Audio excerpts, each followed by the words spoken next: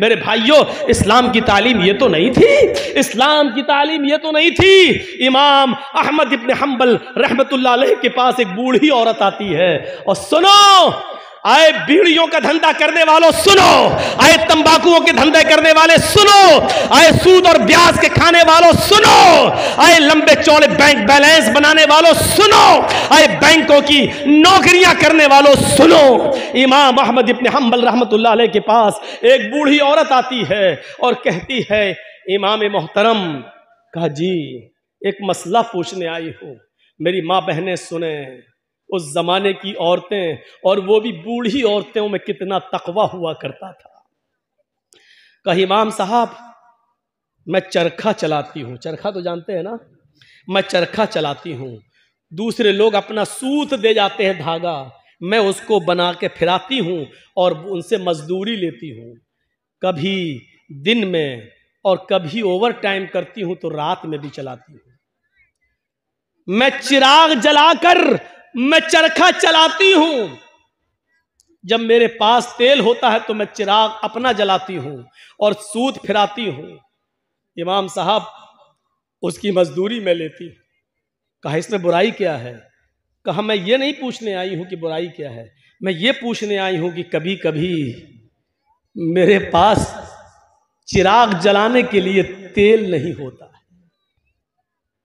अच्छा, तो मैं सोने के लिए बिस्तर पर जाना चाहती हूं, लेकिन देखती हूं कि पड़ोसी के घर में चिराग जल रहा है और उसके घर के चिराग की रोशनी मेरे आंगन में आ रही है। मैं अपना चरखा लेकर उस आंगन में बैठ जाऊं और उस पड़ोसी के घर से जो चिराग जल रहा है, मैं मांगने नहीं गई उसकी रोशनी, लेकिन उसकी रोशनी ऑटोमेटिक मेरे घर में आ रही है। अगर मैं उसके चिराग की आने वाली रोशनी पे अगर सूत फिरा लूं और चरखा चला लूं और ये चलाकर मैं अपने मालिक से उसकी मजदूरी ले लूं, तो ये कमाई मेरे लिए हराम तो नहीं होगी, मेरे लिए ये मजदूरी हराम तो नहीं होगी। मैंने चोरी नहीं की है, मैंने उससे चिराग में का तेल नहीं मांगा है, उसके घर में चिराग जल रहा है और उसकी रोशनी मेरे घर आ रही है, उसकी रोशनी मेरे घर आ रही है। अगर मैं उसकी रोशनी में सूत फिरा लूं और इसकी मजदूरी में ले लूं, तो ये मेरे लिए हराम तो नहीं होगी। ये खाकर कहीं मैं अजाब कब्र की मुस्तहिक तो नहीं बनूंगी, कहीं मैं जहन्नम में तो नहीं जाऊंगी। अहमद इब्न हंबल रहमतुल्लाह अलैह फरमाते हैं, खातून माँ, तेरे सवाल ने अहमद इब्न हंबल के इल्म को आज शर्मिंदा कर दिया। काबे के रब की कसम, तेरे इस मसले का जवाब अहमद इब्न हंबल के पास नहीं है। कहने लगी, इमाम साहब, फिर आपसे बड़ा आलिम इस बस्ती में कोई है ही नहीं, फिर मैं ये किससे मसला पूछूं? उन्होंने कहा, सुन मेरी माँ, जहां तक कयास का नतीजा है, कयास का तकाजा है, तो जहां तक मेरा इल्म है, मैं उस इल्म की रोशनी में कयास लगाकर अंदाजे से ये कह सकता हूं कि इसमें कोई हर्ष तो नहीं लग रहा है। क्यों? क्योंकि तू मांगने नहीं जा रही है, वो अचानक आ रही है। तेरे घर में भी दीवार नहीं है और उसके घर में भी कोई दीवार नहीं है, और उसके चिराग की रोशनी आ रही है तेरे घर, तो इसमें तेरा क्या कसूर है? बज़ाहिर तो इसमें कोई बुराई नहीं लग रही है, लेकिन अगर तुम्हारा दिल आमादा नहीं है तो मेरी माँ, इससे भी बच जाओ तो बेहतर है, इससे भी परहेज कर लो तो बेहतर है, इससे भी, क्योंकि वो है तो दूसरे ही की रोशनी, है तो दूसरे ही की रोशनी। बहरहाल अगर तुम इससे भी परहेज कर लो तो ये ज्यादा बेहतर है तुम्हारे। जब वो औरत वहां से जाने लगी बुढ़िया, तो इमाम अहमद इब्न हंबल ने लोगों से पता लगवाया कि ये किसकी बेटी है, इसके बाप का क्या नाम था। बताया होगा किसी ने कुछ जो मेरे जहन में नहीं रहा। अहमद इब्न हम्बल फरमाते हैं कि आज के ज़माने में ऐसी बूढ़ी औरतें मौजूद हैं, ज़रूर इसका बाप कोई आलिम कुरान होगा, आलिम हदीस होगा, क्योंकि ऐसी तरबियत अपनी औलाद के अंदर कोई बड़ा आलिम ही पैदा कर सकता है। बुढ़ापे की इस दहलीज पर पहुंचकर भी इस औरत की हालत यह है, इस बुढ़िया की हालत यह है कि पड़ोस से आने वाली रोशनी में भी, उस चिराग की रोशनी में भी चरखा चलाने के बारे में सोच रही है कि ये चरखा चलाएंगे तो ये कमाई मेरे लिए हलाल होगी या हराम। तब ऐसे लोगों की नमाजें अर्श से टकराएं और अल्लाह कबूल ना करे, ऐसा हो ही नहीं सकता है। मेरे भाइयों, इधर हम नमाज पढ़ के निकलते हैं, जो मैं सर बसजदा हुआ जमी पर तो आसमां से आने लगी ये निदा, तेरा दिल तो है सनम आशना, तुझे क्या मिलेगा नमाज। एक हमारा तकवे का हाल ये है, एक हमारी परहेजगारी का हाल यह है कि यहां से निकले नमाज पढ़ के, मालिकी यौमिद्दीन, तू कयामत के दिन का पूरा पूरा मालिक है। इय्याका नअबुदु व इय्याका नस्तईन, तेरी ही इबादत करते हैं, तुझसे ही मदद मांगते हैं। इहदिनस सिरातल मुस्तकीम, जो सीधा रास्ता उस पे चला तमाम बुरे रास्तों से बचा ले। यहां ये दुआ मांग के हटे, सलामु अलैकुम व रहमतुल्लाह, सलामु अलैकुम व रहमतुल्लाह। जैसी सलाम फेरा और मस्जिद के बाहर निकलते ही जेब में बीड़ी रखी है निकाली और माचिस जलाई और सूरह दुखान की तिलावत शुरू, धुआं धक्कड़ शुरू। अभी 10 मिनट भी नहीं हुए ये कहते हुए कि इहदीना सिरातल मुस्तकीम, आय अल्लाह हमको सीधे रास्ते पे चला, आय अल्लाह गंदे और गलत रास्तों से हमारी हिफाजत फरमा। अब ये दुआ मांगे हुए 10 मिनट भी नहीं हुए और यहां आकर ये है हमारी इबादतों का और हमारी नमाजों का हाल। मेरे भाइयों, जायजा लो, इमाम अहमद इब्न हम्बल के पास जो बूढ़ी औरत आती है, उस औरत के सवाल से जरा इबरत हासिल करो कि हमारी इबादतें अल्लाह के यहां कबूल हो भी रही होंगी या नहीं हो रही होंगी। सोचो तो सही, गौर तो करो। मेरे भाइयों, यहां आदि इब्ने उमैर है, जंग बदर में गिरफ्तार करके लाए जाते हैं। आदि इब्ने उमैर है, गिरफ्तार करके लाए जाते हैं, पकड़ के लाए जाते हैं, पैरों में बेड़ियां डाल दी जाती हैं। ये आदि इब्ने उमैर मुसाब इब्ने उमैर के भाई हैं, भाई मोमिन है और आदि काफिर है। मुसाब सहाबी और आदि काफिर, दोनों भाई हैं, सगे भाई हैं। अल्लाह के नबी सल्लल्लाहु अलैहि वसल्लम ने फरमाया कि जो गिरफ्तार करके काफिर लाए गए उनके पैरों में बेड़ियां डाल दो। आदि के पैरों में जब बेड़ियां डाली जाने लगी तो मुसाब इब्ने उमैर वहीं खड़े हो गए और जो उनके पैरों में बेड़ियां डाल रहा था सहाबी, आदि इब्ने उमैर के पैरों में वहीं खड़े होकर मुसाब इब्ने उमैर कहने लगे, आए सहाबी अपने दोस्त से, अरे दोस्त, इसके पैरों में बेड़ियां जरा टाइट डालो, यहां से कस दो, मैं इसको अच्छी तरीके से जानता हूं, ये लॉक तोड़ने में, जंजीर तोड़ने में बड़ा माहिर है, यहां से टाइट कर दो वरना ये तोड़ के भाग जाएगा।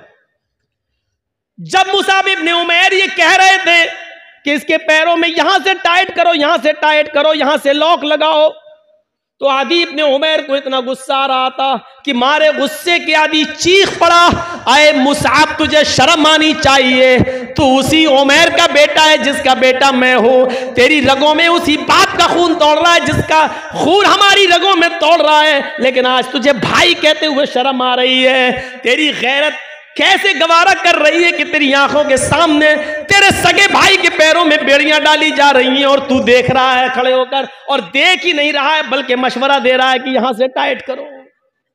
थूकता हूं तुझ पर, भाई कहते हुए शर्म आती है तुझे। इधर मुसाब इब्ने उमैर कहते हैं, चुप, खामोश, तू भाई है मेरा? नहीं, तू मेरा भाई नहीं है। आदि कहता है, क्या उमैर तेरा बाप नहीं है? क्या मेरी मां तेरी मां नहीं है? क्या उमैर का खून तेरी रगों में नहीं दौड़ रहा है? क्या मेरी मां का दूध तेरी रगों में खून बनकर नहीं दौड़ रहा है? जवाब दिया उमैर मेरा बाप है, ये सच है। तेरी माँ मेरी माँ, ये सच है। तूने और मैंने एक ही माँ का दूध पिया है, ये भी सच है। तेरी और मेरी रगों में एक ही बाप का खून दौड़ रहा है, ये भी सच है।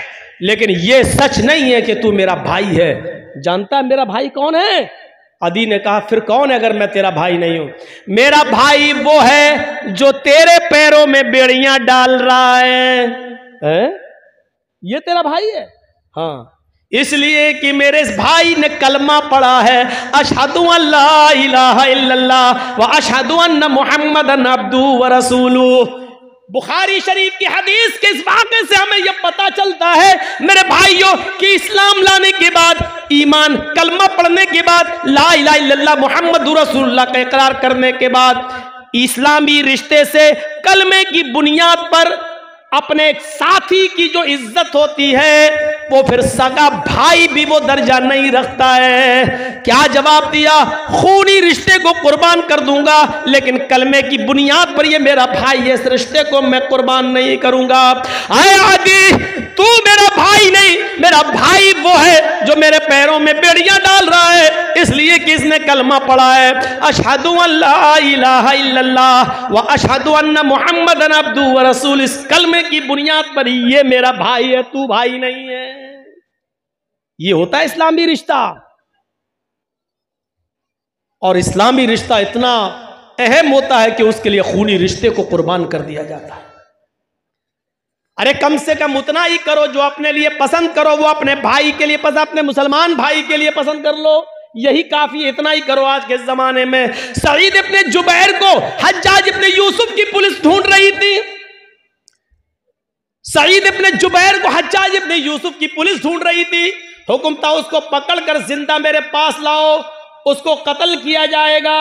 सईद इब्ने जुबैर बड़े नेक आदमी थे, लेकिन हज्जाज इब्ने यूसुफ ने बड़े नेक लोगों को ही कत्ल किया है। एक एक करके न जाने कितने सहाबा को उसने कत्ल किया है। हज्जाज इब्ने यूसुफ ने सईद इब्ने जुबैर को पुलिस ढूंढ रही थी, पुलिस तलाश कर रही थी, लेकिन सईद इब्ने जुबैर किसी के हाथ नहीं लग रहे थे। रात को वो बहुत सी दूरी तय करके हज्जाज इब्ने यूसुफ की सल्तनत से निकलना चाह रहे थे, उसके मुल्क से बाहर भागने की कोशिश कर रहे थे ताकि मेरी जान बच जाए।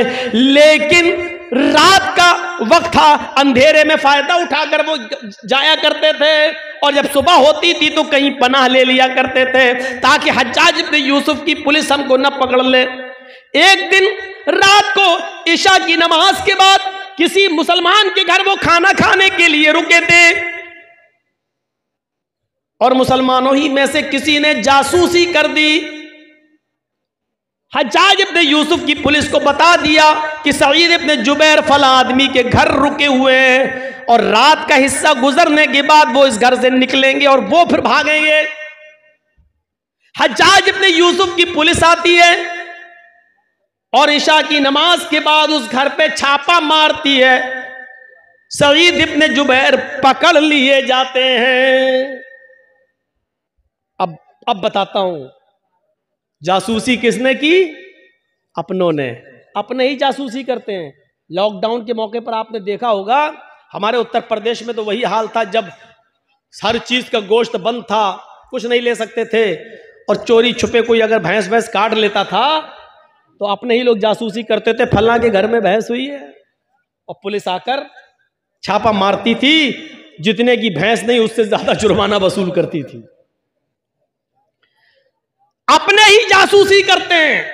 इनाम का लालच होगा, इतना मिलेगा। सईद इब्ने जुबैर पकड़ लिए जाते हैं और सईद इब्ने जुबैर को हज्जाज इब्ने यूसुफ के पास लाया जा रहा है। लेकिन जहां पकड़े गए वहां से हज्जाज इब्ने यूसुफ इतना दूर है कि वहां तक जाने में 1 हफ्ता लग जाएगा। घोड़े पर, ऊंट पर बैठकर सफर किया जाए तो 1 हफ्ता लग जाएगा। कितना? 1 हफ्ता। लेकिन चल रहे हैं। नमाज का वक्त होता, वो नमाज पढ़ते। सफर में रोजा माफ है, लेकिन सईद इब्ने जुबैर सफर में भी रोजा रख रहे हैं, क्योंकि उनको मालूम हो चुका है कि अब मेरी मौत का वक्त करीब है। हज्जाज के सामने मैं लाया जाऊंगा और मुझे कत्ल कर दिया जाएगा। लिहाजा वो दिन में रोजा रखना शुरू कर दिए। जहां पुलिस वाले आराम करने के लिए रुकते वो वहीं नमाज पढ़ना शुरू कर देते और नफली इबादत करना शुरू कर देते। सईद इब्ने जुबैर की इबादत पुलिस वालों को बड़ी पसंद आई, उनका अखलाक बहुत पसंद आया। हज्जाज के दोनों पुलिस वालों ने 3 दिन के बाद कहा, देखो सईद इब्ने जुबैर बड़ा नेक आदमी है, अगर इसको हम हज्जाज के पास ले जाएं तो हज्जाज इसको कत्ल कर देगा, बेचारा बच्चों वाला आदमी है, बीवी बच्चे इसके महरूम हो जाएंगे, और हज्जाज को क्या मालूम कि हमने इसको पकड़ा है।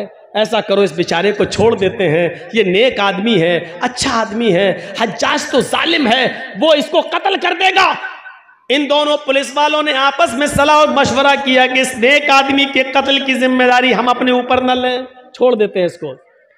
ये दोनों पुलिस वाले सईद के पास आए, कहने लगे, आए सईद इब्ने जुबैर, आए सईद इब्ने जुबैर, तुम्हारी इबादत ने, तुम्हारे अखलाक ने मेरा दिल मोह लिया है।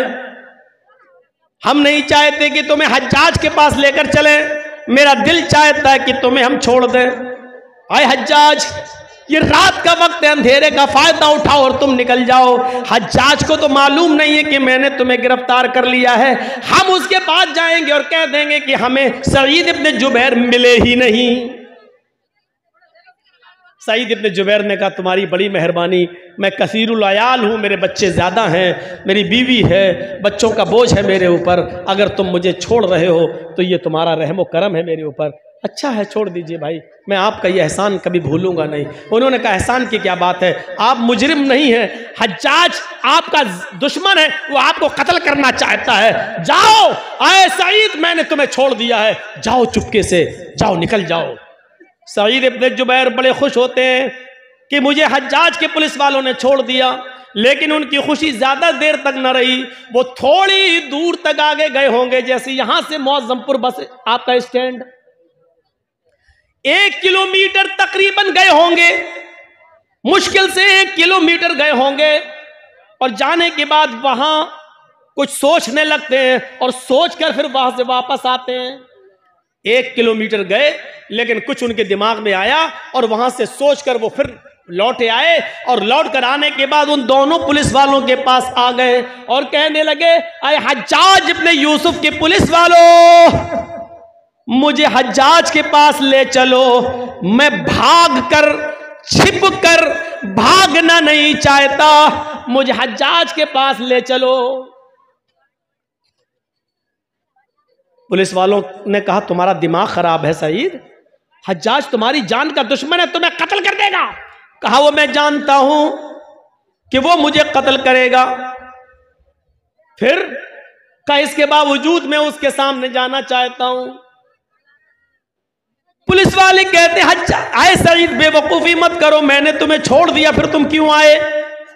सईद इब्ने जुबैर रोते हैं और रोते हुए कहते हैं, आए पुलिस वालों, तुम्हें नहीं मालूम, जिस आदमी ने मेरी जासूसी की और तुम्हें यह बताया कि मैं इस घर में छिपा हूं, वो तो कहीं ना कहीं से देख ही रहा होगा, उसको तो यह मालूम ही होगा कि तुम दोनों ने मुझे गिरफ्तार कर लिया है, मुझे पकड़ लिया है।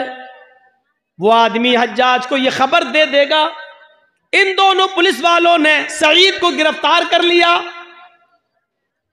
आए पुलिस वालों, अगर हज्जाज को यह पता चल गया कि तुमने मुझे पकड़ लिया था और फिर छोड़ दिया, तो मैं तो बच जाऊंगा, लेकिन फिर तुम्हारा हश्र यह होगा कि तुम दोनों को खूनी चमड़े पर लिटाकर बिठाकर तुम्हारी गर्दनों को उड़वा देगा, और मैं ये नहीं चाहता कि मेरी जान बच जाए और मेरे बदले में तुम दोनों की जान चली जाए, मेरी गर्दन महफूज रहे और तुम दोनों की गर्दनें कट जाएं। अल्लाह के नबी ने फरमाया, जो अपने लिए पसंद करो वो अपने भाई के लिए पसंद करो, और जो अपने लिए पसंद ना करो वो अपने भाई के लिए पसंद ना करो। जब मुझे अपनी गर्दन अपने लिए कटाना पसंद नहीं है, तो अपने वजह से, मेरी वजह से तुम दोनों की गर्दनें कट जाएं, ये मुझे कैसे पसंद हो सकता है। अगर मेरे बीवी बच्चे हैं तो आपके भी तो बीवी बच्चे हैं, फिर मेरे बीवी बच्चों में मैं खुश रहूं और तुम दोनों की जान जाए और तुम दोनों की बीवी बच्चे एक दूसरे के ऊपर बोझ बन जाएं, ये इस्लाम ने नहीं सिखाया, ये हमारे नबी ने नहीं सिखाया। आए हज्जाज के पुलिस वालों, मुझे हज्जाज के पास लेकर चलो।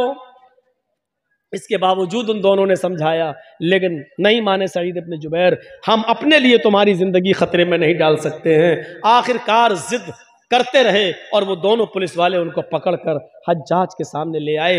हज्जाज ने कहा, बहुत बहुत मुबारक, तुम इनको पकड़ कर लाए हो, तुम्हें इनाम से नवाजा जाएगा। और कहा, कोई ख्वाहिश है तुम्हारी? उन्होंने वही ख्वाहिश जाहिर की कि हमें 2 रकात नमाज पढ़ना है। कहा, पढ़ लो। खूनी चमड़ा बिछा दिया गया। कुछ खाना है, कुछ पीना है? कहा, नहीं। क्यों? आखिरी तमन्ना तो सबसे पूछी जाती है, कुछ खाना हो पीना हो तो बता दो। सईद इब्न जुबैर ने कहा, इन्नी साइमुन, मैं रोजे से हूं। हज्जाज इब्न यूसुफ ने कहा, चलो। पीछे से हाथ बांध दिए गए, खूनी चमड़ा बिछा दिया गया, गर्दन नीची कर दी गई और हज्जाज के एक जल्लाद ने पूरी ताकत के साथ अपनी तलवार चलाकर सईद इब्न जुबैर को एक ही बार में उनकी गर्दन को उनके तन से जुदा कर दिया। पूरा वाकया बताने का मेरा मकसद सिर्फ यह है कि सईद इब्न जुबैर ने अपनी गर्दन कटाना गवारा कर लिया, लेकिन अपनी वजह से उन दोनों मुसलमान पुलिस वालों की जिंदगी खतरे में नहीं डाली।